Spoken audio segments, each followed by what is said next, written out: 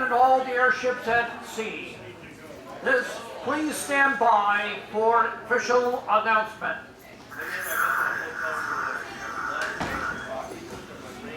The next voice you'll be hearing is Major Catastrophe, Master and Commander of the ill-fated Nevertheless Hall, currently on a venture to circumnavigate the Earth without the use of a Zeppelin. Ladies and gentlemen, now here is Major Catastrophe.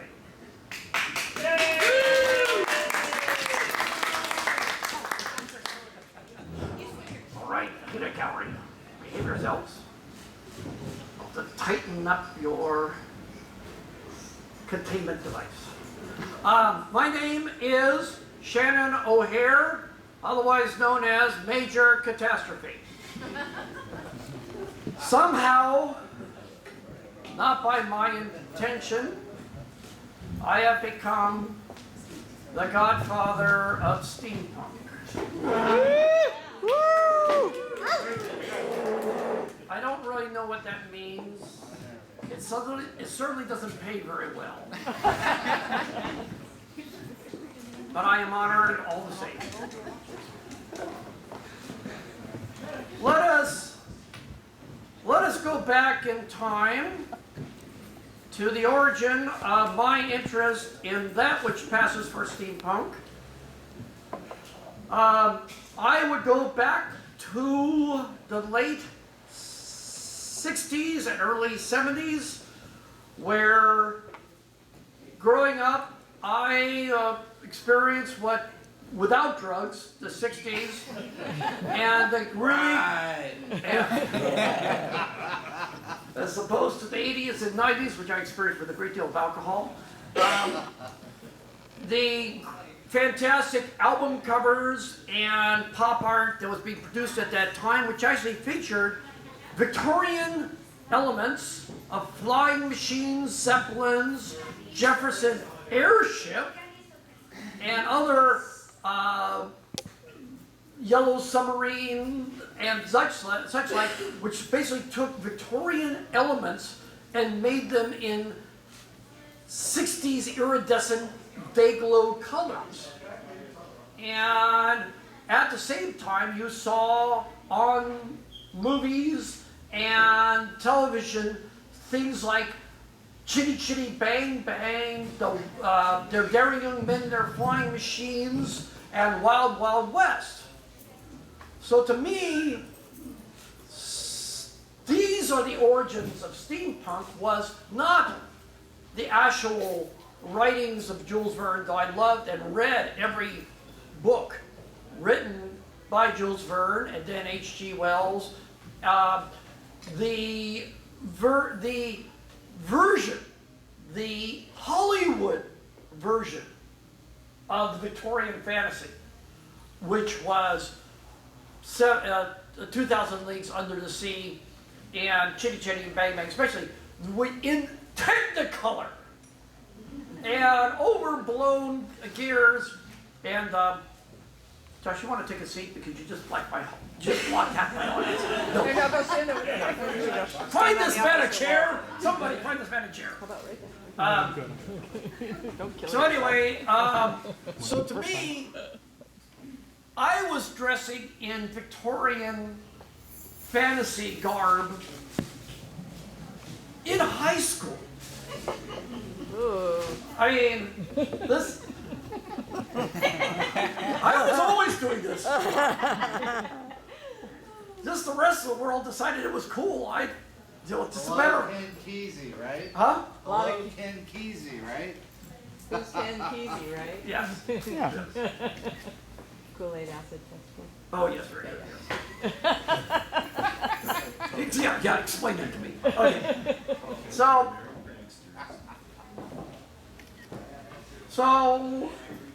the fact is, I just simply found I had to keep on coming up with excuses to dress in the style of clothing, in weird uniforms with lots of medals, stuff like that. And I actually found that, I realized today, I found that I was actually had the best opportunity to dress like this by doing birthday parties as a clown.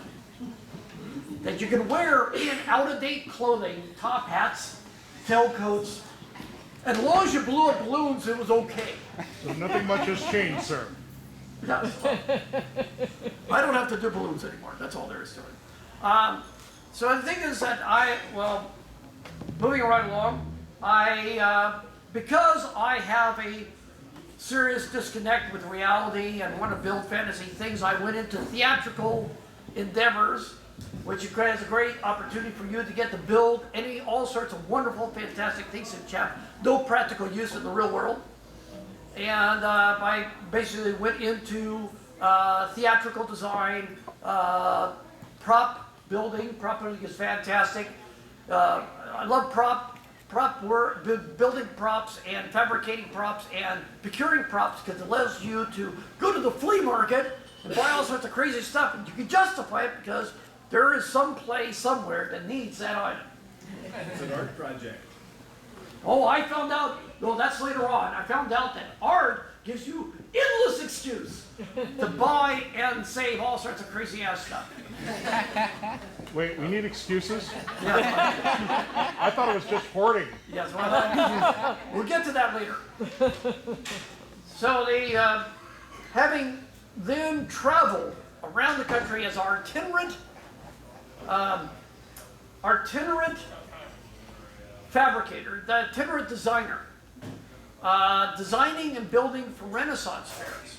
I traveled around the country building castles and bridges and gates and stuff like that for permanent Renaissance fairs around the country, and became quite renowned for that. That was actually quite a thing. The trouble is that and $4 will get you a coffee at Starbucks.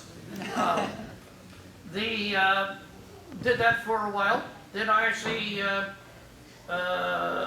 came back to California and actually broke down and actually just simply did home improvement work, and actually was simply building, basically improving, replacing bathrooms and kitchens and such like that. But then I fell in with a theme environments company that was designing and building for casinos. And this is actually what the company does, and he's fabricating great, fantastic, amazing stuff, and actually got paid to do it. That was actually amazing. I actually worked on the Wax Museum in San Francisco, and worked on Children's Fairyland, the whole new redesign of Children's Fairyland, which is another lecture which I won't go into right now. But then I met a man who went out to Burning Man. And everybody and we kept on running across all these people when you do a lot of cool stuff. You've got a really good eye. You should go to Burning Man. I don't go to Burning Man anymore, but you should go to Burning Man. I would never go to Burning Man. And I kind of like everybody I met, and I started getting involved with all the art scene in San Francisco, the Cacophony Society, and all the Mousetrap, and John Law, and Don Paul, and the Art Barn, and everybody I met went, you are great, all sorts of fun stuff you can do. You should go. Nobody went to Burning Man. Anybody who was anybody did not go to Burning Man anymore. But you should go to Burning Man. So finally, I traveled. I basically hung out with all these people. I worked on all sorts of projects. We did all sorts of crazy robot stuff. All sorts of fun stuff we worked on.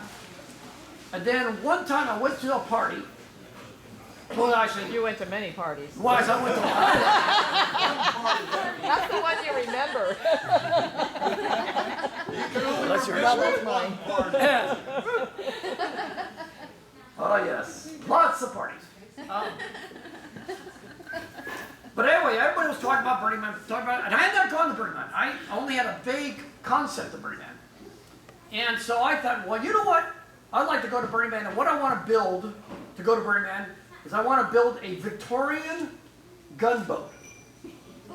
I'm going to build a ironclad battleship, and I'm going to bring gunboat diplomacy to Burning Man.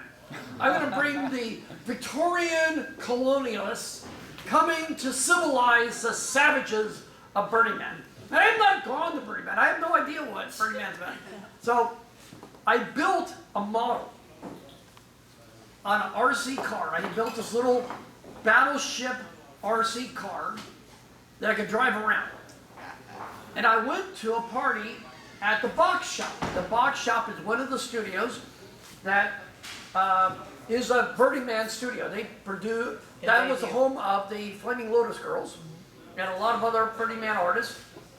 And I had not gone to the Box Shop before. And I went to the Box Shop. I had been invited by Don Paul, said, hey, let's go to this thing. So I went there, and I'm driving around this little battleship. And going, I want to build this. I'm going to build this and take this to Burning Man.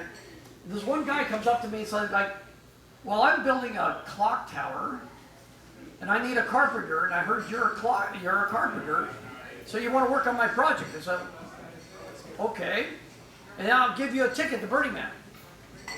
I went, well, that's a hell of a lot easier than building a battleship. Well, hell yeah, I'll do that. So I joined the clock tower project that was building a 40-foot tall, all wood clock tower, complete with a fully functional wooden clock inside. And so I joined the project, and they actually were not carpenters. They were engineers. And they knew how to, they were training themselves how to build giant wooden gears to make this beautiful mechanism, but they didn't know how to frame a structure. And so I said, okay, well, this is this and this and the other, and I built the tower that the clock went into, and unintentionally, I added a whole lot of Victorian Gothic decorations to the clock tower project, and it ended up being a very Victorian clock as a result of it. Without really their intention to build a Victorian clock, I just simply ended up being a very Victorian clock. Well, since I love wearing, I always dress up in costume, I put on my now major catastrophe uniform and said, well, I'm a regulator of the clock. And so we wore clock gear, clock faces and clock medallions, and we were the regulators of the clock. And so we dressed up in the uniform and walked out to the clock every evening to put the lanterns on, because it was no electricity.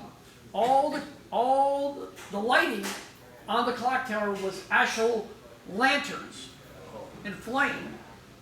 So we went out there to light the lanterns every evening. So we had the regulators, and then we had the Swiss watch guards dressed in actual Swiss guard uniforms from the Vatican that someone had lent us, but I gave them all helmets, and they all had little clocks on their helmets, and they were armed with a hand of a clock as their things. So we went out there and did this whole little ritual. No one ever done that at Burning Man, where we all dressed up in costume as part of this whole thing. So we were they had this whole backstory. This is like somehow this like magical clock. What year was that? 2005. So at that camp, we're all sitting around going, whoa, well, this is great. We did a good job. Everybody loves us. This is fantastic. What do we do now? And it was a spectacular burn. It was a spectacular burn. Absolutely. People were actually fighting to keep us from burning it. Yes. They loved the clock tower so much. They were trying to keep us. They were actually wanted us to take it back to the Bay Area. We had no way of taking it back. We only paid for a one-way ticket. Our budget was like $1,000 to get that thing up there. We'd have to pay us another $1,000 to take it back. I was like, I'm sorry, we had no place to put it. So, while we're sitting in camp, we're going, what do we do now? What do we do now? Sell it. And of course, I have the model of the gunboat sitting there, and no one paid any attention to it. No one, I think. Well, I had just finished reading the book Snow Crash. And in the book Snow Crash, it talks about the virtual world and how in the virtual world you're not bound by the laws of physics. And as an example, you could drive a 3-story house on tank treads at 80 miles per hour. And I was sitting in camp with a bunch of other people, and we're drinking, and I said, Always the you best know what? ideas. We could build a 3-story Victorian house on tank treads and bring in the Burning Man. Because we're not bound by the laws of physics at Burning Man. Physics be damned. Physics be damned. And I drew a picture of it. And that's the beginning of the Never Was Hall.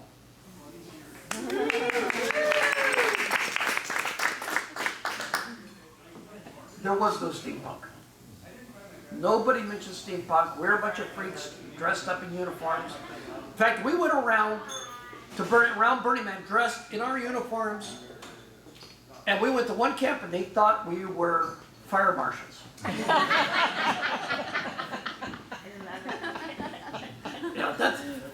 It'd be almost like walking, like if you thought you could walk around with a black top hat and people going, is this an Undertaker convention? Yeah. Actually was one place we went to, there was actually, we were picking someone up from the airport, we're all dressed in tuxedos and top hats, and someone said, what are you guys, Undertakers? So which actually is another joke, is steampunk is when goths discover brown. So anyway, damn it, used up all my There's some goths in here, I think. Anyway, so everybody loved the idea. I loved the idea. So we came back from Burning Man, and we wrote up the proposal, and I wrote this entire litany of the whole Never Was project, being that the Hibernian Empire has ordered the crew of the Never Was to circumnavigate the Earth without the use of a zeppelin, and they have come to the savage rendezvous in the Black Rock Desert to bring Victorian, savagery and civilization to the tribes therein, and this and the other. I was turned down. I was later pointed out that I was much more interested in the esoteric irony of my story and less about the grant writing things. So the next grant I wrote with them basically was, every other word was community interaction participants. And they just simply put them in different order. And we did get money that time. Anyway, so we decided to actually build the Never Was without the blessings from Burning Man. And we actually raised a fair amount of money initially, enough to actually get started and actually building. This is when I quickly realized you can get tank treads any day of the week. People are glad to give you derelict, non-moving excavators and very heavy, very large, obnoxious items on tank treads. The trouble is, you have to move them. You have to pick them up. That's when you realize you need a crane capable of picking up a dozen elephants at a time.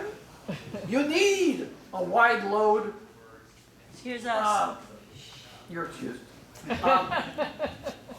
You need a wide loading semi-trailer with accompanying semi, and pay the licensed operator to move it down the highway after you've given the highway department the appropriate amount of money to allow you to transport said item.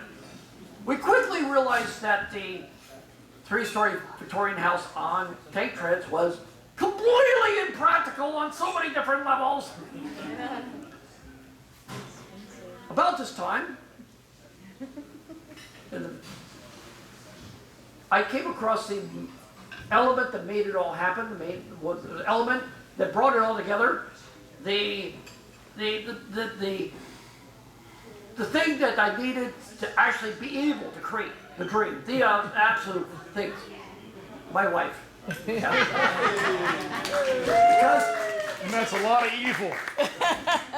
evil and logic, evil and practicality, evil and, honey, Ain't gonna happen. ain't gonna happen. I love you, Mom. Kathy and I actually met in her laundry room. I know that sounds odd, but I actually was No, it's not considered you, sir. contracted, though I had not broken in, and I actually was contracted to rebuild the laundry room in her house, and we actually had got torn out all the floor, all the plumbing, everything, completely replaced it, and once I had achieved it, and it worked, she asked me on a date. That was 8 years ago. 8 years ago.